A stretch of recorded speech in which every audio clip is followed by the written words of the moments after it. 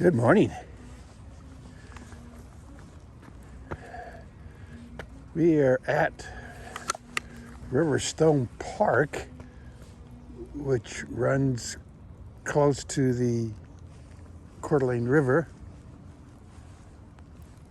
which goes into the Coeur d'Alene Lake. Anyway, we are in the Bible experience. We are in Deuteronomy 16. Observe the month of Abib and celebrate the Passover of the Lord your God. Because in the month of Abib, he brought you out of Egypt by night. Sacrifice as the Passover to the Lord your God an animal from your flock or herd at the place the Lord will choose as a dwelling for his name. Do not eat it with bread made with yeast, but for 7 days eat unleavened bread, the bread of affliction, because you left Egypt in haste, so that all the days of your life you may remember the time of your departure from Egypt. Let no yeast be found in your possession in all your land for 7 days. Do not let any of the meat you sacrifice on the evening of the first day remain until morning. You must not sacrifice the Passover in any town the Lord your God gives you, except in the place he will choose as a dwelling for his name. There you must sacrifice the Passover in the evening, when the sun goes down, on the anniversary of your departure from Egypt. Roast it and eat it at the place the Lord your God will choose. Then in the morning return to your tents. For 6 days eat unleavened bread. And on the 7th day hold an assembly to the Lord your God, and do no work. Count off 7 weeks from the time you begin to put the sickle to the standing grain. Then celebrate the festival of weeks to the Lord your God by giving a freewill offering in proportion to what your God has given you. And rejoice before the Lord your God at the place he will choose as a dwelling for his name. You, your sons and daughters, your male and female servants, the Levites in your towns, and the foreigners, the fatherless, and the widows living among you. Remember that you were slaves in Egypt, and follow carefully these decrees. Celebrate the festival of Tabernacles for 7 days after you have gathered the produce of your threshing floor and your winepress. Be joyful at your festival, you, your sons and daughters, your male and female servants, and the Levites, the foreigners, the fatherless, and the widows who live in your town. For 7 days celebrate the festival to the Lord your God at the place the Lord will choose.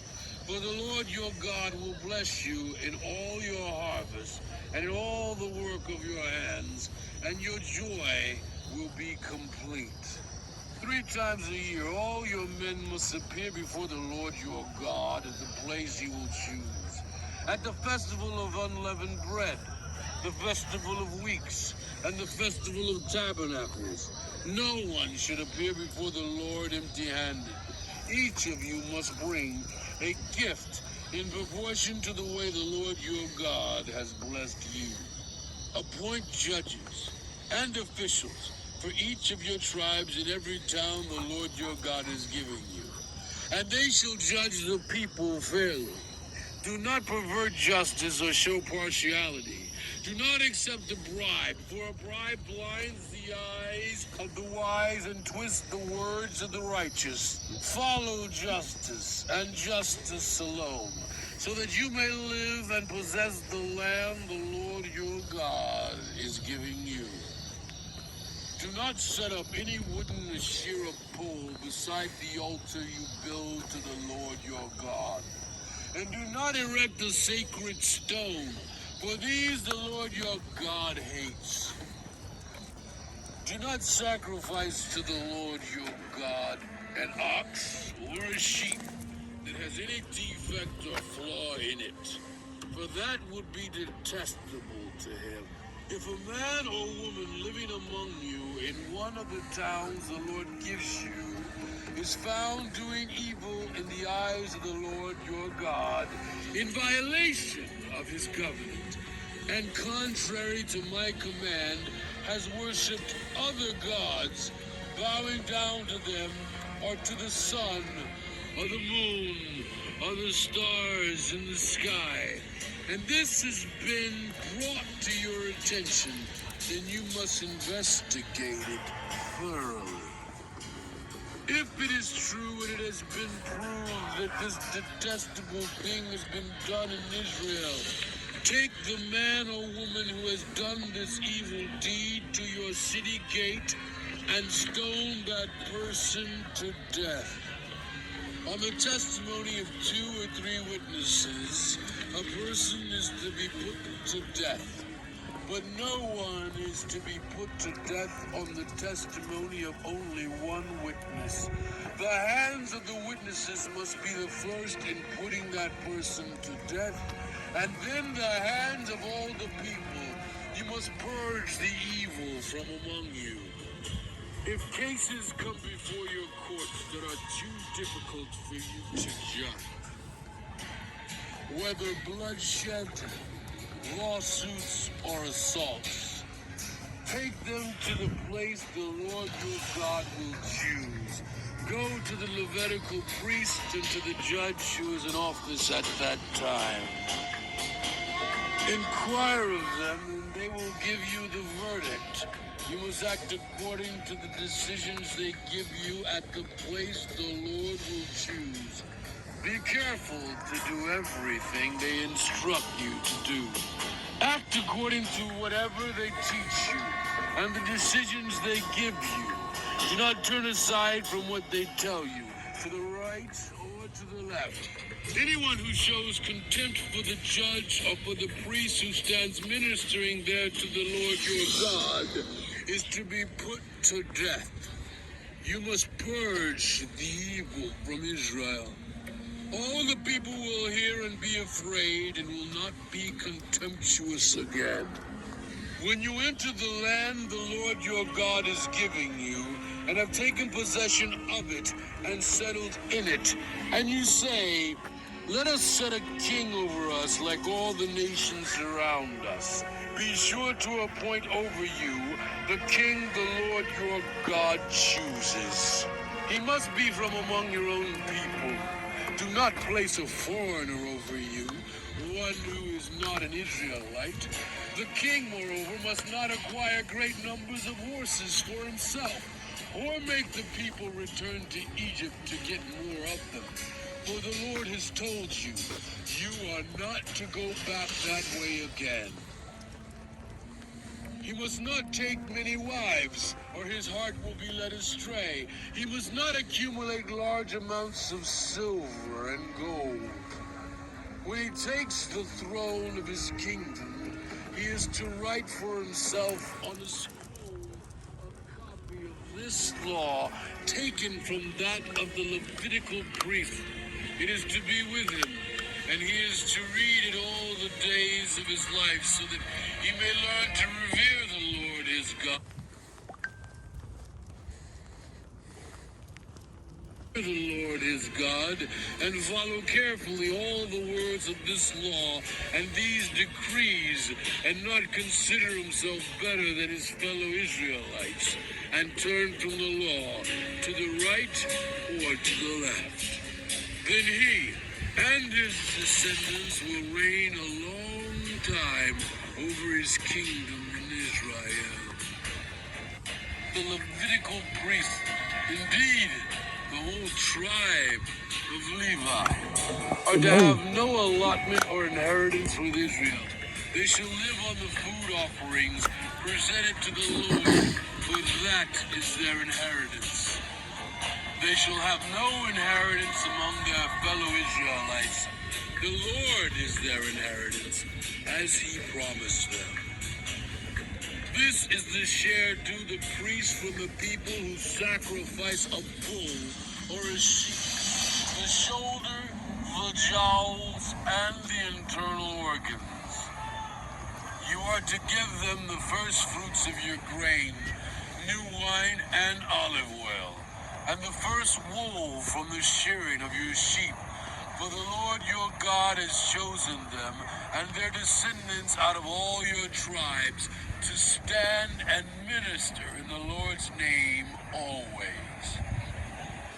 If a Levite moves from one of your towns anywhere in Israel where he is living, and comes in all earnestness to the place the Lord will choose, he may minister in the name of the Lord his God, like all other Levites who serve there in the presence of the Lord. He is to share equally in their benefits, even though he has received money from the sale of family possessions. When you enter the land the Lord your God is giving you, do not learn to imitate the detestable ways of the nations there.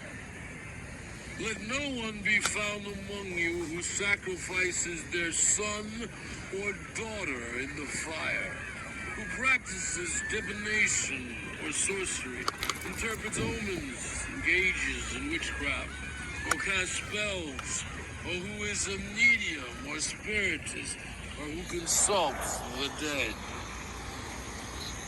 Anyone who does these things is detestable to the Lord.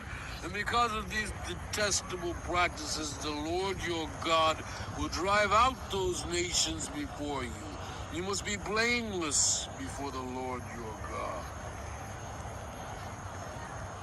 The nations you will dispossess listen to those who practice sorcery or divination. But as for you, the Lord your God has not permitted you to do so.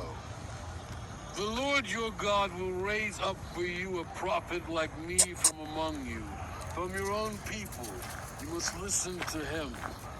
For this is what you asked of the Lord your God at Horeb, on the day of the assembly, when you said, "Let us not hear the voice of the Lord our God, nor see this great fire anymore, or we will die."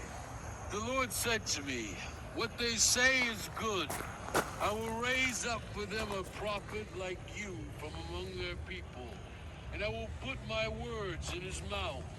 He will tell them everything I command him. I myself will call to account anyone who does not listen to my words, that the prophet speaks in my name. But a prophet who presumes to speak in my name anything I have not commanded, or a prophet who speaks in the name of other gods, is to be put to death. You may say to yourselves, how can we know when a message has not been spoken by the Lord? If what a prophet proclaims in the name of the Lord does not take place or come true, that is a message the Lord has not spoken. That prophet has spoken presumptuously. No one should be alarmed. When the Lord your God has destroyed the nations whose land he is giving you, and when you have driven them out and settled in their towns and houses, then set aside for yourselves 3 cities in the land the Lord your God is giving you to possess.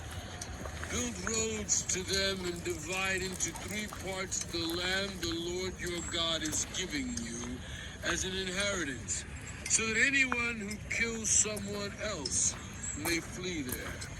This is the rule concerning anyone who kills a person and flees there for safety. Anyone who kills a neighbor unintentionally without malice aforethought. For instance, a man may go into the forest with his neighbor to cut wood, and as he swings his axe to fell a tree, the head may fly off and hit his neighbor and kill him. That man may flee to one of these cities and save his life. Otherwise, the avenger of blood might pursue him in a rage, overtake him if the distance is too great, and kill him even though he is not deserving of death, since he did it to his neighbor without malice or forethought. This is why I command you to set aside for yourselves 3 cities. If the Lord your God enlarges your territory, as he promised on oath to your ancestors, and gives you the whole land he promised them, because you carefully follow all these laws I command you today, to love the Lord your God and to walk always in obedience to him, then you are to set aside 3 more cities. Do this so that innocent blood will not be shed in your land, which the Lord your God is giving you as your inheritance, and so that you will not be guilty of bloodshed. But if out of hate someone lies in wait, assaults and kills a neighbor, and then flees to one of these cities, the killer shall be sent for by the town elder, be brought back from the city, and be handed over to the avenger of blood to die. Show no pity.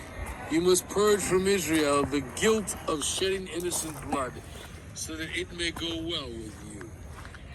Do not move your neighbor's boundary stone, set up by your predecessors in the inheritance you receive in the land the Lord your God is giving you to possess. 1 witness is not enough to convict anyone accused of any crime or offense they may have committed. A matter must be established by the testimony of 2 or 3 witnesses. If a malicious witness takes the stand to accuse someone of a crime, the 2 involved in the dispute must stand in the presence of the Lord before the priests and the judges who are in office at the time. The judges must make a thorough investigation, and if the witness proves to be a liar, giving false testimony, then do to the false witness as that witness intended to do to the other party. You must purge the evil from among you. The rest of the people will hear of this and be afraid, and never again will such an evil thing be done among you. Show no pity. Life for life, eye for eye, tooth for tooth, hand for hand, foot for foot. When you go to war against your enemies and see horses and chariots and an army greater than yours, do not be afraid of them, because the Lord your God, who brought you up out of Egypt, will be with you. When you are about to go into battle, the priest shall come forward and address the army. He shall say, "Hear, Israel, today you are going into battle against your enemies. Do not be faint-hearted or afraid. Do not be terrified or give way to panic before them. For the Lord your God is the one who goes with you to fight for you against your enemies, to give you victory." The officers shall say to the army, "Has anyone built a new house and not yet begun to live in it? Let him go home, or he may die in battle, and someone else may begin to live in it. Has anyone planted a vineyard and not begun to enjoy it? Let him go home, or he may die in battle, and someone else enjoy it. Has anyone become pledged to a woman and not married her? Let him go home, or he may die in battle and someone else marry her." Then the officers shall add, "Is anyone afraid or faint-hearted? Let him go home, so that the others will not become disheartened too." When the officers have finished speaking to the army, they shall appoint commanders over it. When you march up to attack a city, make its people an offer of peace. If they accept and open their gates, all the people in it shall be subject to forced labor and shall work for you. If they refuse to make peace and they engage you in battle, lay siege to that city. When the Lord your God delivers it into your hand, put to the sword all the men in it. As for the women, the children, the livestock, and everything else in the city, you may take these as plunder for yourselves, and you may use the plunder the Lord your God gives you from your enemies. This is how you are to treat all the cities that are at a distance from you, and do not belong to the nations nearby. However, in the cities of the nations the Lord your God is giving you as an inheritance, do not leave alive anything that breathes. Completely destroy them. The Hittites, Amorites, Canaanites, Perizzites, Hivites, and Jebusites, as the Lord your God has commanded.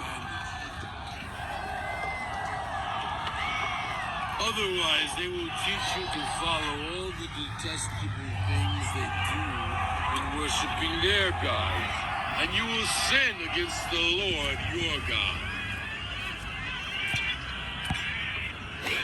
When you lay siege to a city for a long time, fighting against it to capture it, do not destroy its trees by putting an axe to them, because you can eat their fruit. Do not cut them down. Are the trees people that you should besiege them? However, you may cut down trees that you know are not fruit trees, and use them to build siege works until the city at war with you falls. If someone is found slain, lying in a field in the land the Lord your God is giving you to possess, and it is not known who the killer was, your elders and judges shall go out and measure the distance from the body to the neighboring town. Then the elders of the town nearest the body shall take a heifer that has never been worked and has never worn a yoke, and lead it down to a valley that has not been plowed or planted, and where there is a flowing stream. There in the valley they are to break the heifer's neck. The priests, the sons of Levi, shall step forward, for the Lord your God has chosen them to minister and to pronounce blessings in the name of the Lord, and to decide all cases of dispute and assault. Then all the elders of the town nearest the body shall wash their hands over the heifer whose neck was broken in the valley, and they shall declare, our hands did not shed this blood, nor did our eyes see it done. Accept this atonement for your people, Israel, whom you have redeemed, Lord, and do not hold your people guilty of the blood of an innocent person, and the bloodshed will be atoned for. So you will purge from yourselves the guilt of shedding innocent blood, since you have done what is right in the eyes of the Lord. When you go to war against your enemies, and the Lord your God delivers them into your hands, and you take captives, if you notice among the captives a beautiful woman and are attracted to her, you may take her as your wife. Bring her into your home and have her shave her head, trim her nails, and put aside the clothes she was wearing when captured. After she has lived in your house and mourned her father and mother for a full month, then you may go to her and be her husband, and she shall be your wife. If you are not pleased with her, let her go wherever she wishes. You must not sell her or treat her as a slave, since you have dishonored her. If someone has two wives, and he loves one but not the other, and both bear him sons, but the firstborn is the son of the wife he does not love. When he wills his property to his sons, he must not give the rights of the firstborn to the son of the wife he loves in preference to his actual firstborn, the son of the wife he does not love. He must acknowledge the son of his unloved wife as the firstborn by giving him a double share of all he has. That son is the first sign of his father's strength. The right of the firstborn belongs to him. If someone has a stubborn and rebellious son who does not obey his father and mother and will not listen to them when they discipline him, his father and mother shall take hold of him and bring him to the elders at the gate of his town. They shall say to the elders, "This son of ours is stubborn and rebellious. He will not obey us. He is a profligate and a drunkard." Then all the men of his town are to stone him to death. You must purge the evil from among you. All Israel will hear of it and be afraid. If anyone guilty of a capital offense is put to death and their body is exposed on a pole, you must not leave the body hanging on the pole overnight. Be sure to bury it that same day, because anyone who is hung on a pole is under God's curse. You must not desecrate the land the Lord your God is giving you as an inheritance. If you see someone...